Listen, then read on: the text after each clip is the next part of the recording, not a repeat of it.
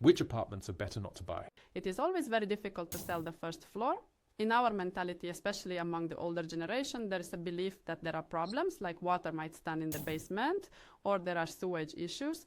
And even if the residential complex has, for example, its own little courtyard, selling apartments on the first floor is generally really difficult. So I do not recommend getting into this at all.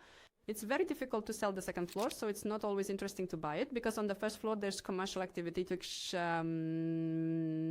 it could be a dance school or a supermarket that unloads 24/7, and accordingly there will be noise for the residents. And many people who are already savvy understand that it's not a very great option for purchase. And the classic genre is the top floors, although now developers build monoliths so that the roof doesn't leak. It's still in our mentality, but many people from panel houses understand that if you're on the top floor, you'll get flooded in spring and autumn. And now we also have an apartment inspection, and the client says, "Don, I'm on the top floor." We say, "You still have 80 centimeters there." He says, "Don, how can this be?" I don't recommend buying these apartments, and I also don't recommend buying apartments with recent inheritance, because if we take the secondary market, it's really risky.